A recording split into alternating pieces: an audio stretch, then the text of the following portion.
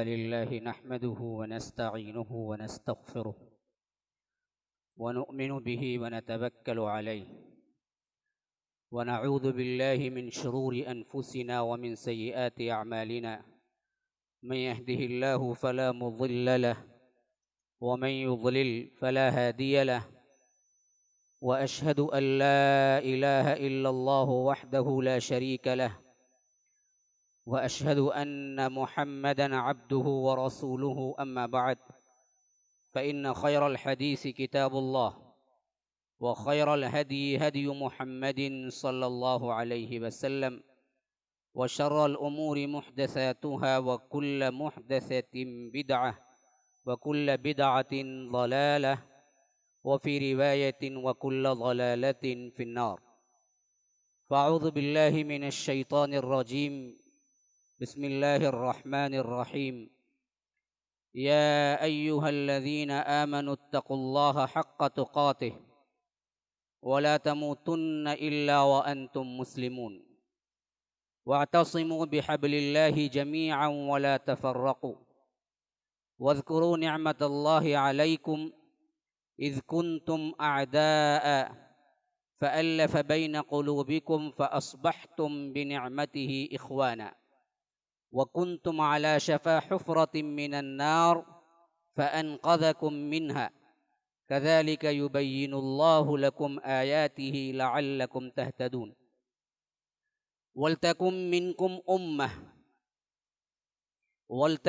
منكم أمة يدعون إلى الخير ويأمرون بالمعروف وينهون عن المنكر وأولئك هم المفلحون ولا تكونوا كالذين تفرقوا واختلفوا من بعد ما جاءهم البينات وأولئك لهم عذاب عظيم يوم تبيض وجوه وتسود وجوه فأما الذين اسودت وجوههم أكفرتم بعد إيمانكم فذوقوا العذاب بما كنتم تكفرون وأما الذين بيضت وجوههم ففي رحمة الله هم فيها خالدون تلك آيات الله نتلوها عليك بالحق وما الله يريد ظلما للعالمين ولله ما في السماوات وما في الأرض وإلى الله ترجع الأمور كنتم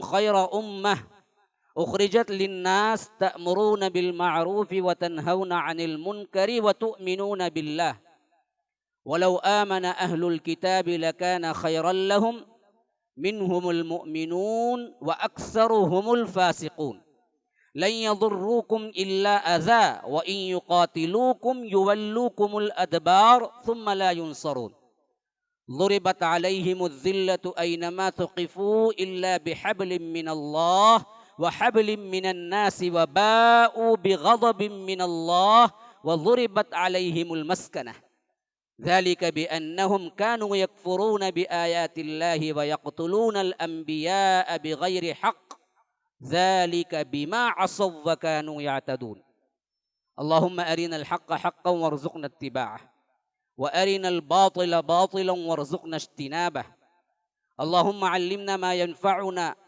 وانفعنا بما علمتنا وارزقنا علما رب اشرح لي صدري ويسر لي أمري واحلل عقدة من لسانی یفقہوا قولی.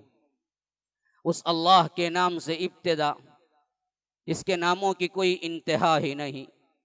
ولو ان ما فی الارض من شجرۃ اقلام والبحر یمدہ من بعدہ سبعۃ ابحر ما نفدت کلمات اللہ. اس ذات اقدس پر کروڑوں درود و سلام ہوں جو تمام جہانوں کے لیے رحمت للعالمین بن کے آئے تھے. اللہم صلی علی محمد وعلی آل محمد کما صلیت علی ابراہیم وعلی آل ابراہیم انک حمید مجید وبارک علی محمد وعلی آل محمد کما بارکت علی ابراہیم وعلی آل ابراہیم انک حمید مجید. رب ذوالجلال فرماتا ہے یا ایھا الذین آمنوا اتقوا اللہ، اے لوگو جو ایمان لائے ہو اللہ سے ڈرو. کیسے ڈرنا ہے؟ حق تقاتہ، جیسے ڈرنے کا حق ہے. ولا تموتن، تمہیں موت نہ آئے، الا وانتم مسلمون، اللہ یہ کہ تم حالت ایمان میں ہو، تمہاری موت حالت ایمان کے اندر آئے۔ واعتصموا بحبل اللہ، تم سب مل کر اللہ کی رسی کو مضبوطی سے پکڑ لو جمیعا۔ واذکروا نعمت اللہ علیکم، اللہ تبارک و تعالی کی اس نعمت کو یاد کرو۔ اذ کنتم اعداء، تم آپس میں ایک دوسرے کے دشمن تھے۔ فألف بین قلوبکم، اللہ تبارک و تعالی نے تمہارے دلوں کو جوڑ دیا۔ فاصبحتم بنعمتہ اخوانا، کہ اس نعمت جو رب العالمین نے ایمان کی شکل میں تمہیں دی تھی اس سے تم بھائی بھائی بن گئے۔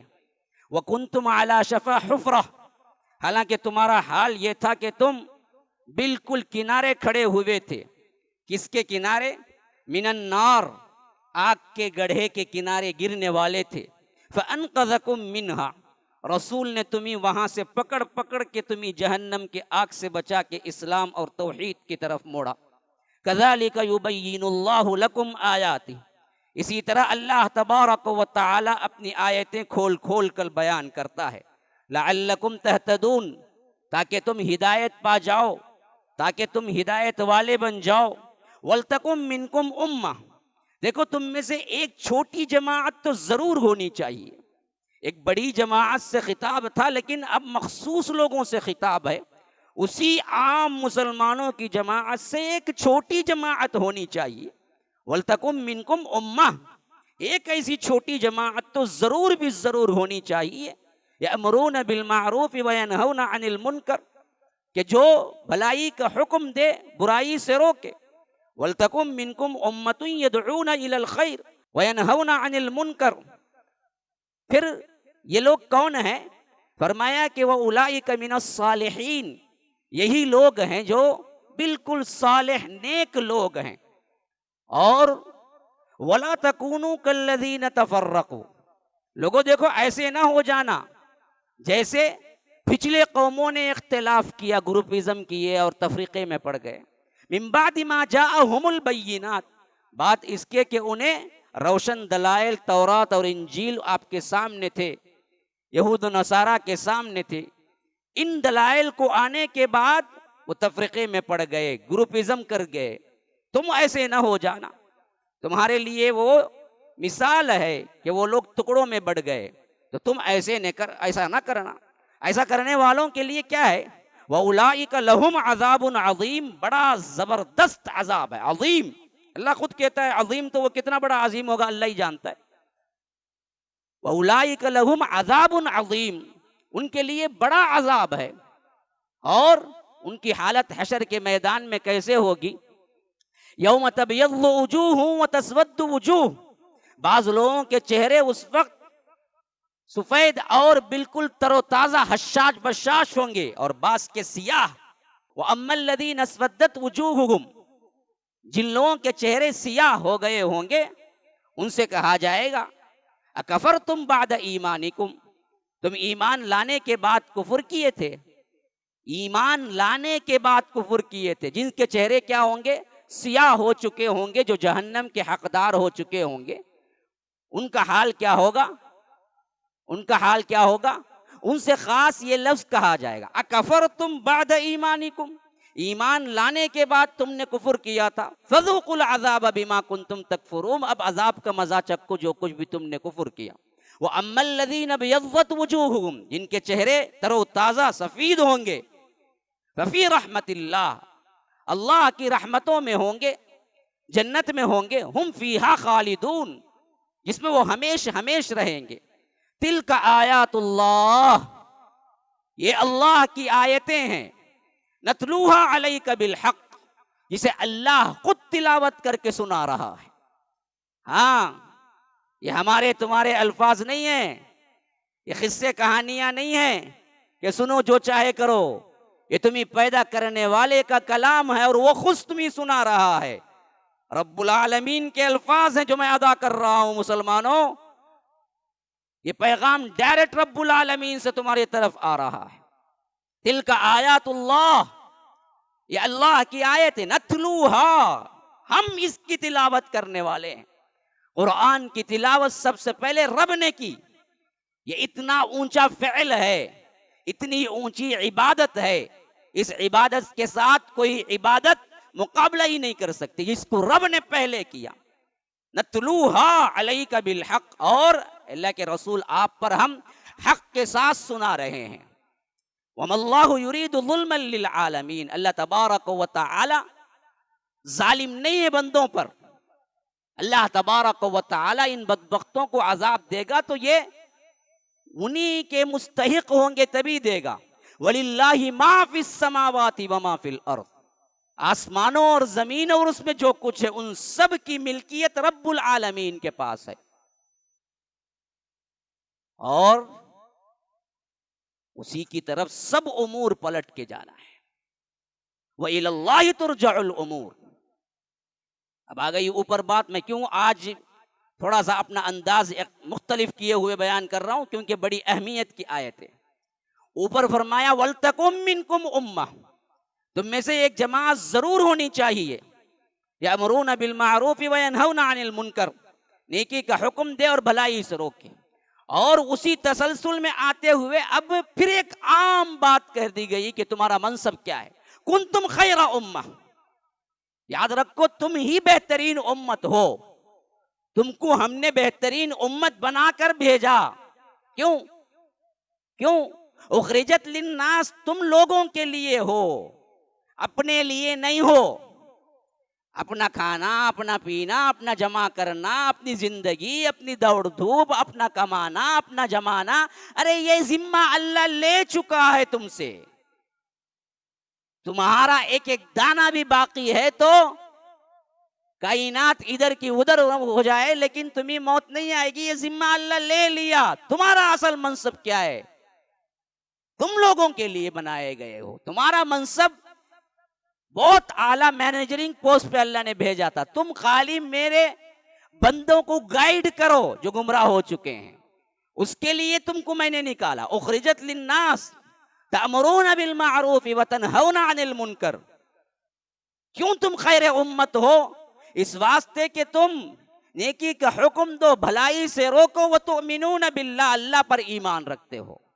یہی کام، یہی بات اصل امتوں کو بھی دیا گیا تھا، وہ اہل کتاب تورات والے ہوں یا انجیل والے۔ تو اب ان کا ذکر کر کے اللہ تبارک و تعالیٰ بھی سمجھا رہا، وَلَوْ آمَنَ أَهْلُ الْكِتَابِ، اگر اہل کتاب بھی ایمان لے آتے، اس نبی پر اس کو مان لیتے، لَكَانَ خَيْرًا لَهُمْ، یہ ان کے لیے بہت بہتر ہوتا۔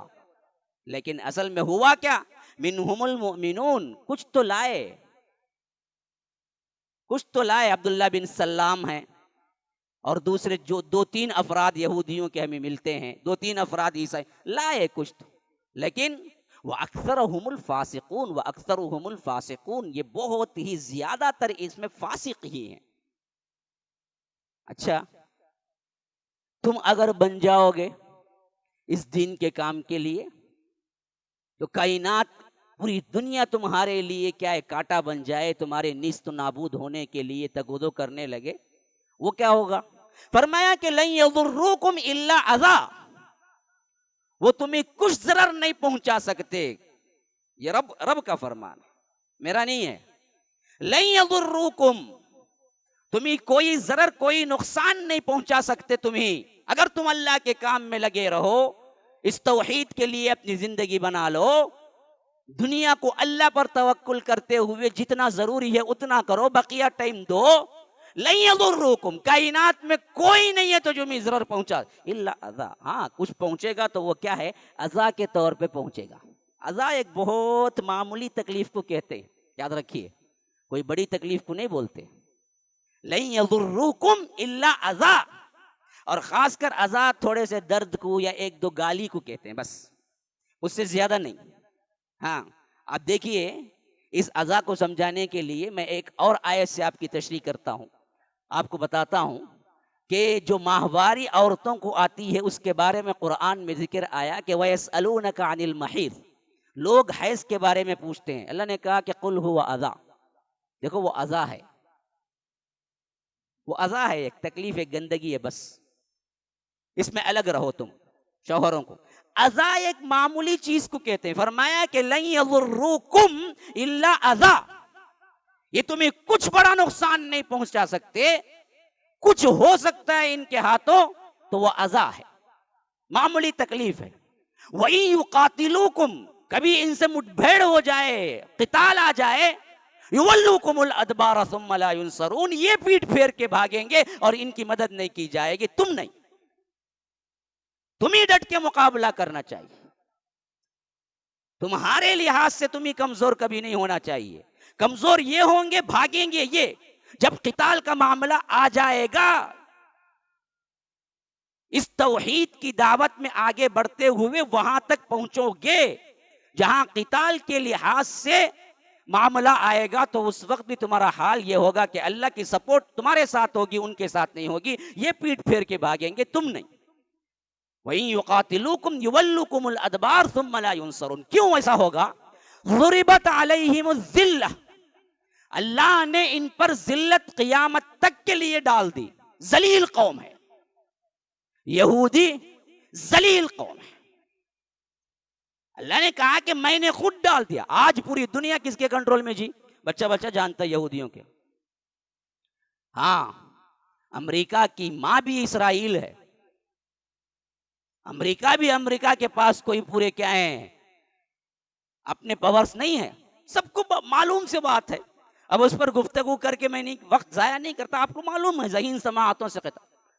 اصل تو یہ ہے پیچھے جن سے پوری دنیا ڈری ہوئی ہے. رب کہتا ہے کہ ارے یہ ذلیل قوم ہے، اس پر ذلت ہم نے قیامت تک، اینما ثقفو، دنیا کے کسی بھی حصے میں رہیں یہ ذلیل ہی رہیں گے.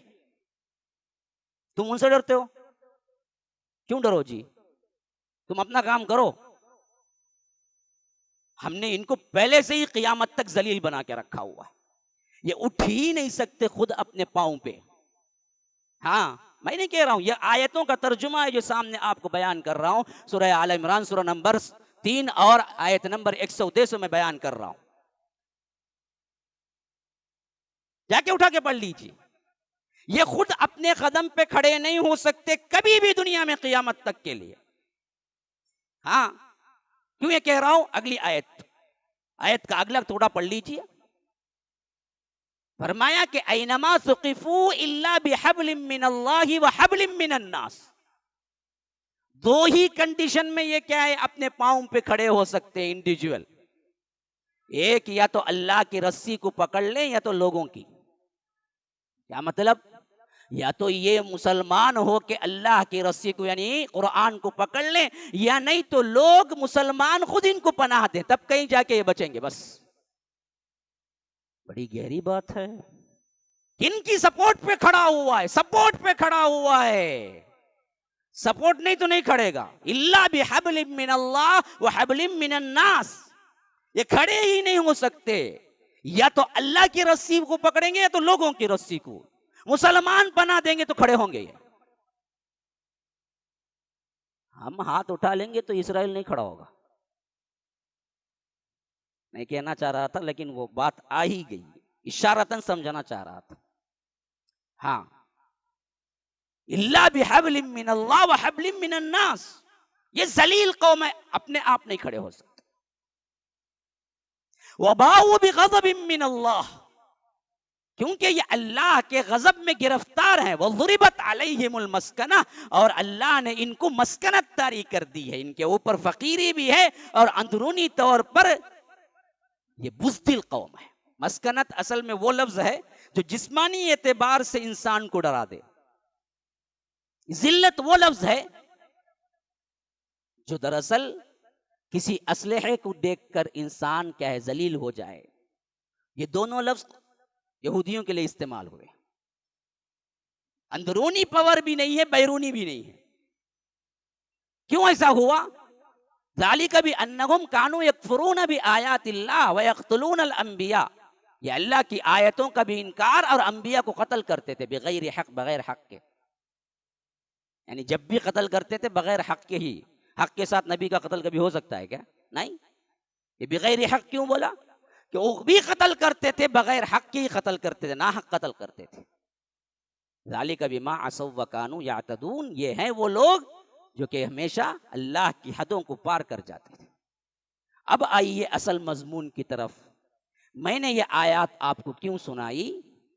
جب میں نے گزشتہ کا جمعہ دیا اور اس میں بتایا کہ ارکان ایمان اور ارکان اسلام کو مکمل اگر آپ اپنا لیں بھی تو یہ دین کا ایک جز ہوا، یا مکمل دین نہیں، یہ بنیاد ہوئے. جیسا کہ لوگ مسلسل آ رہے ہیں، جو لوگ مسلسل جمعہ آ رہے ہیں شاید ان لوگوں کو اچھی طرح پتا ہوگا کہ گزشتہ جمعہ میں نے تفصیل سے بتایا، 5 وقتہ نماز ہو، عقائد کی باتیں ہوں، 6 ارکان ایمان ہو، 5 ارکان اسلام ہو، یہ سب کے سب مکمل ترین اپنانے والے بن جائیں بھی تو اسلام کے جز کو اپنائے ہیں، کل کو نہیں. کل کو کب اپنائیں گے؟ تو میں نے بتایا کہ اس کے لیے توحید کی دعوت کو لازم پکڑنا اور توحید کو خود سیکھنا اور سمجھانا. تو ہمارے مخلصین بعض سوال کیے تھے، میں نے ضروری سمجھا کہ اس جمعہ میں اس کا میں جواب دوں.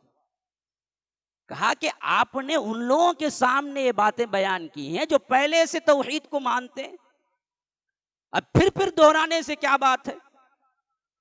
اگر وہ لوگ بالفرض یہ مان بھی لیں کہ واقعتاً ہم کتاب و سنت کو فالو کرنے کا عقیدہ بنا بھی لیے ہیں، ارکان اسلام پر بھی چل رہے ہیں، ایمان پر بھی کیا اعتقاد ہے، تو پھر اگلا اسٹیپ کیا ہے؟ یہ تو بیان ہی نہیں کیا آپ نے.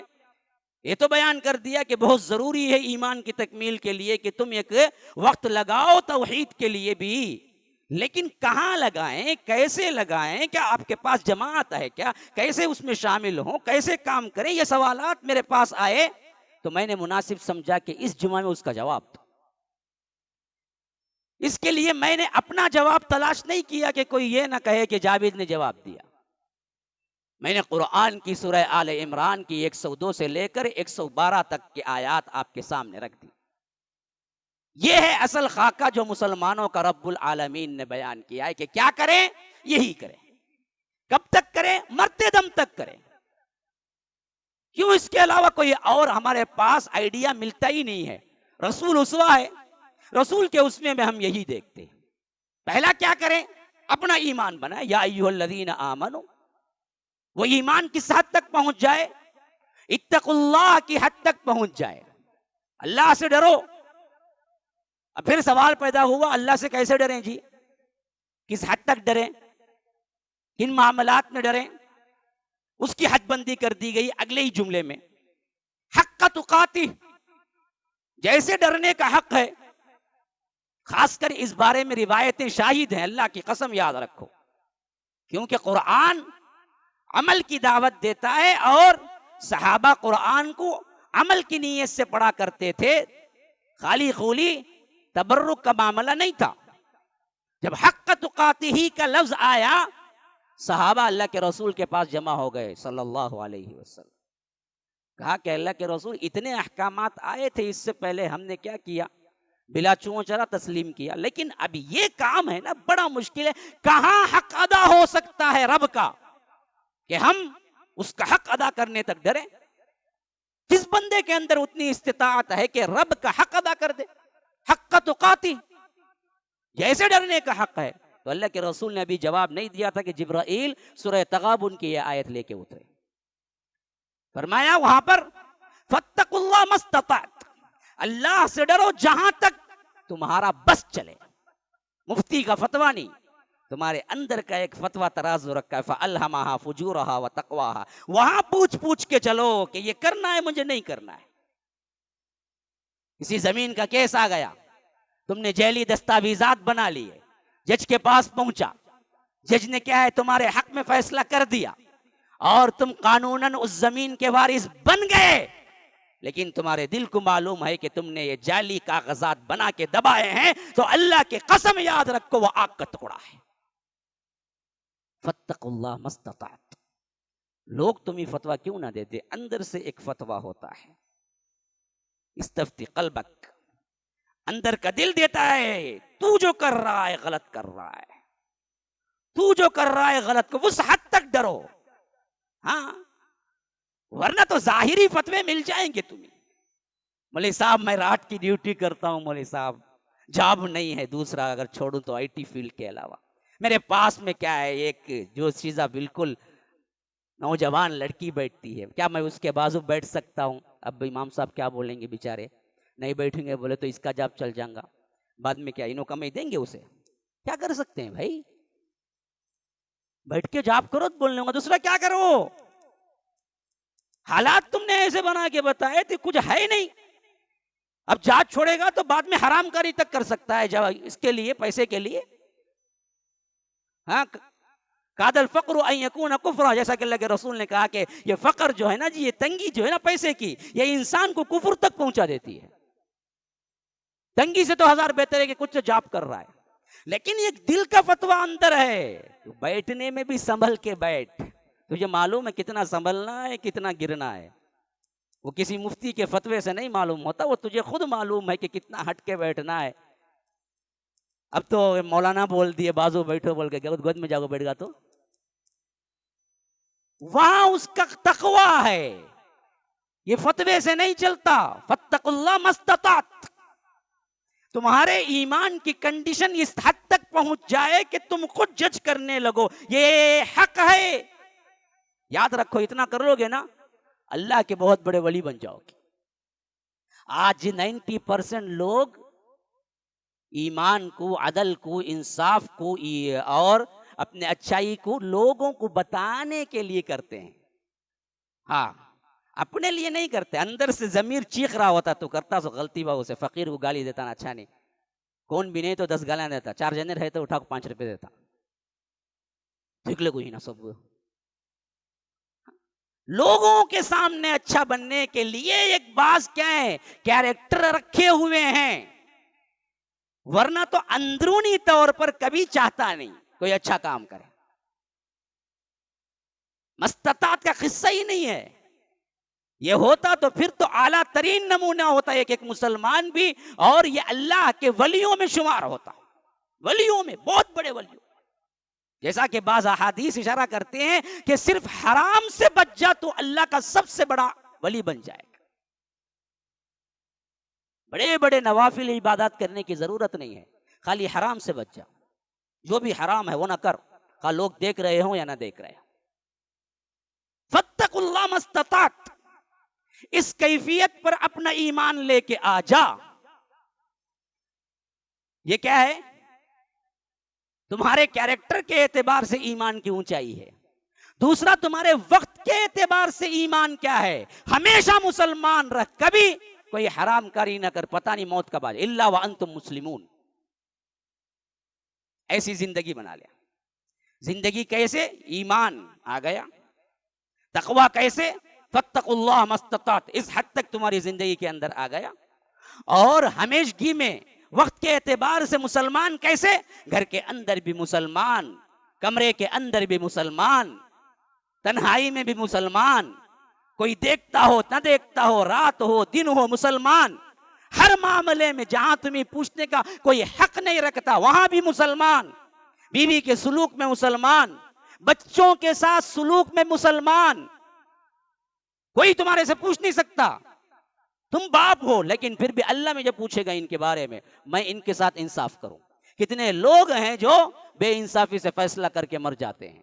بیٹی کو الگ دے دی, میں نے جو جہیز میں دے دیا وہ دے دیا, اب کیا ہوا, بقیہ بیٹے بانٹ لو. حرام. لا وصیت لوارث, وارث کے لیے وصیت نہیں. کتنے کالز آتے ہیں, وصیت مرنے والے نے غلط وصیت کر کے مر گیا, جو کہ صحیح نہیں تھا. سب کا حق سب کو جانا ہے. بہنوں کے لیے بھی حق ہے, تم لاکھ جہیز میں دے دو, وراثت میں حق ہے. جہیز اور وراثت کی وجہ سے تبدیل نہیں ہوگا. اسی طرح بیوی کے معاملے میں, ماں کے معاملے میں, اپنے اندرونی رشتہ داروں کے معاملے میں, بزنس پارٹنرز کے معاملے میں, ذرا سا کیا ہے اپنے اوپر اعتماد آ گیا, ذرا سا کیا ہے اپنے انڈر میں سب چیزیں ہیں, تم نے اپنے نام پہ کر لیا, پارٹنر کو دھوکہ دے دیتے. آج وہی تو چل رہا ہے زیادہ تر. انہیں کیا بھی ہلا نہیں سکتا بھائی, میرا پورا میرے پاس ہے. ارے بیوقوف, اوپر والا ہلایا بول تو کہاں کا بھی نہیں رہے گا بعد میں. خواہ وہ مظلوم ہو، خواہ اس کے پاس کنٹرول ہو یا نہ ہو، تو حق کے ساتھ چلا. جو اگریمنٹ ہوئی وہ اگریمنٹ اس کے ساتھ چاہیے کرنے کا، خواہ وہ پوچھتا ہو نہ پوچھتا ہو. آج کروڑوں کے جو کیا ہیں ہمارے اندر، جو لوگوں نے بزنس کے نام پہ لے کر دھوکہ دیا، وہ سب کہاں جائیں گے؟ مسلمان جنہوں نے اپنے گھر کو کیا ہے بیچ کر، اپنا سب کچھ بیچ کر کچھ پیسہ آئے گا لا کے لگائے تھے، آج کیا ہے قلاش ہو کے پڑے ہوئے ہیں بڑے بڑے. اور گورنمنٹ تو بڑے بڑے چوروں کو تو کیا ہے مسند تکیے کے ساتھ بٹھاتی ہے، چھوٹے چوروں کو پکڑ کے جیل میں ڈالتی ہے. سب بڑے ایک سے بڑھ کر ایک چور ہے. یہ حالت کیوں بنی؟ تو ہمیشہ مسلمان، یہ 3 کنڈیشن ہے لوگوں پہلے اپنے آپ کی تیاری میں. ایمان، دوسرا اسٹیپ ایمان اس حد تک کہ تمہیں ڈرنا ایسے جیسے ڈرنے کا حق ہے، اور وہ حق کیا ہے؟ جہاں تک ہو سکے ڈرتے رہو اپنی زندگی میں. اور نمبر 3، ہمیشہ اپنی زندگی میں مسلمان رہو، گھر کے اندر ہو، مسجد کے اندر ہو، باہر ہو، اکیلے ہو، کوئی دیکھنے والا ہو، کوئی نہ دیکھنے والا ہو، کل مکمل اسلام اپنی زندگی میں لاؤ، انصاف کے ساتھ اپنی زندگی میں رہو. دیکھو اللہ تبارک و تعالی کے ساتھ عبادات کے جو معاملے ہیں نا، وہ اوپر نیچے ہو جائیں تو اللہ بڑا وسیع الرحمہ ہے، وہ معافی دے سکتا ہے اور دے دیتا ہے. تم صرف ایک استغفر اللہ بولو. یہ بندوں کے معاملات ہے نا، وہاں پکڑا جاتا ہے اصل میں، اس سے ڈرتے رہنا ہے. کل قیامت کے دن بھی رب اگر معاف کرنا چاہے گا تو اس کو بلا کر پوچھے گا تو بھی معاف کرتا ہے؟ ورنہ تو بہت بڑا نقصان ہے. معاملات لوگوں کے ساتھ صحیح رکھو. یہ 3 کیٹیگری بن گئے تم نے اپنے ایمان کی جانچ ان تینوں حیثیت میں کر لیا. اب اگلا اسٹیپ کیا کرو اپنی زندگی میں؟ کیا کرنا پوچھے نا. ایمان پر چل لیے، اسلام پر کیا کرو؟ اب کہا کہ وَلْتَكُمْ مِنْكُمْ أُمَّةٌ، اب چاہیے تمہارے اندر ایک امت ہو جائے. اب یہ جتنے عام ایمان سے اٹھ کر اپنے ایمان کو اس حد تک پختہ کر لیا جس ایمان کے اندر یہ 2 صفتیں داخل ہو گئی کہ فَاتَّقُوا اللَّهَ مَا اسْتَطَعْتُمْ إِلَّا وَأَنْتُمْ مُسْلِمُونَ، یہ 2 صفتیں داخل ہو گئی اندر، تو اب حکم دیا کہ اب اکیلا کام نہیں چلے گا، اب جماعت بنو. اب جماعت بن کے ہی تمہیں کام چلے گا، اور یہ جماعت ہونی چاہیے. وَلْتَكُمْ، یہ حکم کا صیغہ ہے، چاہیے کہ تم بنو ایک جماعت. الگ الگ پریکٹسنگ مسلمان، اس کی دعوت اسلام نے کبھی نہیں دی ہے، یاد رکھیے. جب بھی حکم آیا صیغہ جمع کا آیا، یا ایھا الذین آمنوا، یا ایھا الذین آمنوا، یا ایھا الذین آمنوا، یا ایھا الانسان. اکا دکا جگہ آئے گا، اکا دکا، اور وہ بھی مکی صورتوں میں. مدنی صورتوں میں ایک ہی صیغہ آیا ہے، یا ایھا الذین آمنوا. سب مل کے لوگوں، ایمان لانے والوں، تم ایک جماعت کی شکل میں ہو. یہ جو آج چلا نا، یہی اصل ہماری بربادی کی جڑ ہے. یاد رکھو، جب تک ہم جماعت تھے کوئی مائی کا لال ہماری طرف ٹیڑھی آنکھیں سے دیکھنے کے بھی لیے تیار نہیں تھا. جب ہم نے ٹکڑے ٹکڑے کر دیے، ہمارے اندر کا جماعت کا جو عنصر ہے وہ عنصر کو بالکل بھلا دیا، اور انڈیویجول پریکٹسنگ ایک مسلمان کو ہی صحیح مسلمان سمجھنے لگے، وہیں ہمارے سے خامیاں شروع ہوئی، وہیں ہماری غلطی ہوئی سب سے بڑی. اور یہ اس حد تک ہم عادی ہو گئے کہ بڑے بڑے علماء بھی اب جماعت کا نام لے کے نہیں بولتے، بس اچھے رہو، نمازیں پڑھو، روزہ رکھو، صرف اتنی ہی باتیں کرتے ہیں. بالجماع بنو، یہ بہت کم ہے. حالانکہ بالجماع نہیں بنو گے تو تم پریکٹسنگ مسلمان بھی نہیں بنو سکتے صحیح طور.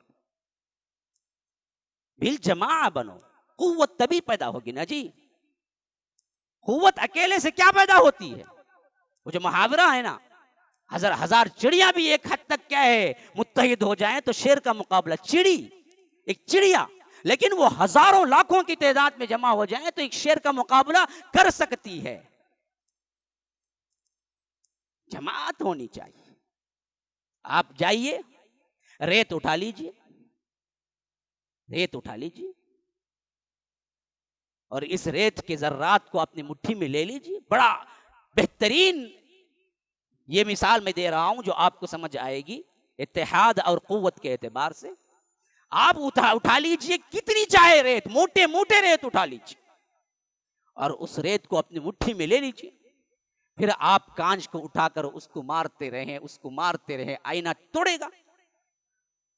ریت مٹھی بھر اٹھائی، آئینے کو مارا، پھر اٹھائی، پھر مارا، آئینے پہ کچھ اثر ہوگا؟ نہیں، کچھ نہیں اثر ہوگا. وہی ریت کو آپ اندر سے تھوڑا سا پانی ڈال دیں اور اس مٹی کو آپ گوند دیں، پھر اس کو کیا ہے وہ گوندے ہوئے کو ایک بہترین شکل دے دیں، ایک بال جیسی شکل دے دیں، پھر اس کو سکھا دیں، اس کو مضبوط کر لیں. پھر وہی ریت سے بنا ہوا جو آپ کے ہاتھ میں بال ہوگا اس سے اٹھا کے آپ شیشے کو ایک مرتبہ ماریں، کریک تو کیا ہے بلکہ ٹکڑے ٹکڑے ہو جائے گا. وہی ریت تھی نا جو ریت اس سے پہلے تم نے مٹھی میں اٹھا کے پھینکی تھی. اس میں اتحاد نہیں تھا، اس میں اتحاد آ گیا. فرق صرف اتنا تھا دونوں میں. تو یہ انفرادی منتشر ہماری قوت کبھی کامیاب نہیں ہوگی، تم لاکھ چیخیں چلائیں. ہمارے اندر خود اسلام کی صحیح پریکٹکس آنی ہو تو ہم بالجماع ہونے چاہیے. تبھی تو چار لوگ پوچھیں گے نا بھائی غلط کر رہے ہو، بیٹھے بیٹھے اچھا رہتا، جاگو شیونگ کر لے گا. آیا تھا کئی کوئی شیونگ کرا، میں دیکھا آئینے میں کیسا کی دکھا، نہیں تو انہیں بولی کا تھا. ارے بیوقوف، شیونگ کرنا تیرے ہاتھ میں ہے. اگر جماعت ہوگی تو اس نوجوان کو پٹے پہ لائیں گے. ہم ہیں پوچھنے والے تجھے، ہماری جماعت میں تو منہ نہیں دکھا سکتا، بیٹھے بیٹھے اٹھ کے جا کیوں شیونگ کیا؟ تو چار لوگ پوچھنے والے ہوں گے نا، اس ڈر سے ادھر ادھر نہیں بھٹکے گا نا جی. یہی تو جماعت کا کام ہے. بھائی آپ کو معلوم نہیں وہ مشہور ترین واقعہ غزوہ تبوک میں کیا ہوا تھا؟ کعب بن مالک، مرارہ بن ربی، ہلال بن امیہ، تین صحابی بالکل پکے سچے صحابی، بدری صحابی. ان میں بدری صحابی بھی ہیں. لیکن صرف ہوا کیا، اللہ کے رسول غزوہ تبوک کے لیے نکلے، یہ تینوں صحابہ بس سستی کی وجہ سے نہیں جا سکے. خاص کر کعب بن مالک کہتے ہیں میں جوان تھا، میری حالت تو صرف ایک ہی وجہ تھی کہ میرے پاس نیا نیا اس وقت تازہ تازہ گھوڑا تھا اور بڑا بہترین گھوڑا تھا اور اللہ نے مال بھی اس وقت اچھا دیا تھا. میں نے سمجھا کہ اللہ کے رسول سے ساتھ نکلنے کے بجائے، کیونکہ اللہ کے رسول آہستہ آہستہ چلیں گے، 30,000 کا لشکر ہے، ذرا پیدل چلے گا، ذرا سواری پہ چلے گا تو کئی دن لگیں گے، اور میں مسلسل گھوڑے پہ چلوں گا تو میں کیا چند دنوں میں پہنچ جاؤں گا. تو اس واسطے آج کیوں نکلنا، کل نکلیں گے. کل کیوں نکلنا، پرسوں نکلیں گے. پرسوں کوئی نکلنا، بعد میں یہ صرف سستی کی وجہ سے آج کل میں، یہاں تک کہ اللہ کے رسول وہاں تبوک میں پہنچ گئے. خبر آ گئی، میں نے سوچا اب تبوک میں پہنچ گئے، اب جا کے کیا کروں. ابھی سوچ ہی رہا تھا تو خبر آئی کہ اللہ کے رسول واپس بھی مدینہ آ گئے. اب مارے ڈر کے برا حال تھا کہ کیا منہ دکھاؤں گا اللہ کے رسول کو کہ غزوے میں شرکت نہیں کی. یہ جماعت ہونے سے ہی تو کیا منہ دکھاؤں گا سوال ہوا نا. جماعت ہی نہیں ہوتے، پریکٹکسنگ الگ مسلمان ہوتے تو کون کس کو پوچھتا. بات سمجھا رہا ہوں. دیکھیے اسی واسطے کعب بن مالک، مرارہ بن ربی، بلال بن امیہ، ہلال بن امیہ، یہ تینوں صحابی ڈر کے مارے چھپ گئے. جب اللہ کے رسول نے ان سب کو بلایا بھائی کون کون نہیں ہے غزوے میں، تو حضرت کعب بن مالک کہتے ہیں کہ سوائے ہم تینوں کے کوئی نہیں تھا جو صحابی ہو، سب منافق تھے جو نہیں آئے تھے. تو کوئی لنگڑتا ہوا، کوئی سر پہ ہاتھ رکھتا ہوا، کوئی پٹی باندھتا ہوا دھوکے میں آ کے کہہ رہا تھا اللہ کے رسول مجھے ایسا ہو گیا تھا، مجھے ویسا ہو. اللہ کے رسول کو اچھی طرح معلوم تھا کہ یہ لوگ جھوٹ بول رہے ہیں، لیکن رحمت کا یہ عالم تھا. اللہ کے رسول کہتے جا رہے تھے چلو معاف کیا، چلو معاف کیا، چلو معاف کیا. جھوٹے دغاباز لوگ. لیکن جب کعبہ آئے، اللہ کے رسول صلی اللہ علیہ وسلم سے تھرا گئے. آنکھیں جب ملی تو اندر سے تھرا اٹھے. اللہ کے رسول نے پوچھا کعب تم بھی نہیں آئے؟ کہا کہ اللہ کے رسول مجھے اللہ نے ایسی زبان دی ہے، اب یہ منافقین جیسے جیسے جھوٹ بول کے گئے تھے، اگر میں بھی جھوٹ بول کے نکلنا چاہوں تو میں بھی نکل سکتا ہوں. مجھے بھی اللہ نے اچھی زبان دی ہے، میں بھی اچھے ہیلے کر سکتا ہوں. لیکن مجھے اللہ کی قسم معلوم ہے کہ جیسے ہی میں جھوٹ بول کے باہر نکلوں گا مسجد سے، اللہ وحی کے ذریعے بتا دے گا کہ اصل کیا ہے. یہ ایمان مجھے ہے. اس واسطے میں جھوٹ نہیں بولتا. میں جو نہیں آیا وہ صرف اور صرف ایک ہی کاز تھا، سستی. آج میں دراصل ذرا سستی سے آج نکلوں گا، کل نکلوں گا، کل نکلوں گا، آج نکلوں گا میں، آپ واپس آ گئے. جو منافقین دھوکہ دے کے معافیاں طلب کر کے چلے گئے، اب سچ بول کے کعب کو اللہ کے رسول کیا کر دینا تھا؟ معاف کر دینا تھا نا. معاملہ الٹا ہو گیا. اللہ کے رسول صلی اللہ علیہ وسلم کو اتنا غصہ آیا، کہا کہ کعب باہر جاؤ، انتظار کرو، فیصلہ رب العالمین سے آئے گا. اب رب العالمین سے فیصلہ آیا تو کیا آیا پتہ ہے؟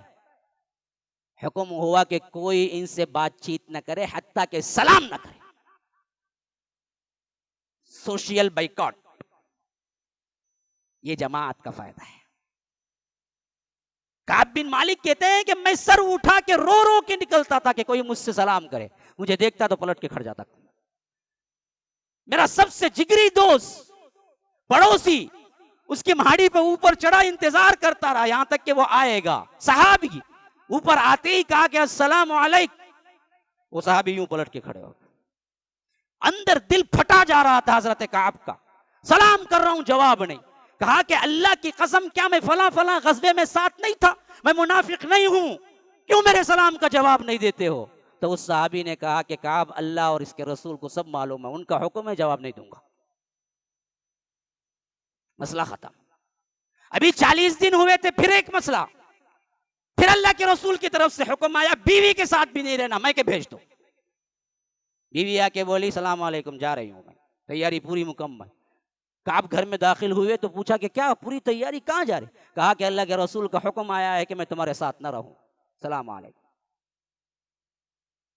دوڑتے بھاگتے آئے، پوچھا کیا یہ طلاق بھی دے دوں؟ کہا کہ نہیں، طلاق نہیں دینا ہے، لیکن ساتھ میں نہیں رہنا ہے جب تک اللہ کا رسول نہ بولے تمہیں. سزا. جماعت، یہ ہے جماعت کا فائدہ. جب گرتے ہو تو پکڑ کے اٹھانے والا کوئی ہونا جی تمہیں، وہ جماعت کرتی ہے. ایمان جب کمزور ہوتا ہے تو اسے کیا ہے، اس ایمان کو تازہ کرنے کے لیے ایک پاور چاہیے، وہ پاور جماعت کرتی ہے. هذا وبالله التوفیق، صلی اللہ وسلم علی نبینا محمد. اسأل اللہ لی ولکم ولسائر المسلمین من کل ذنب فاستغفروه انه هو الغفور الرحیم.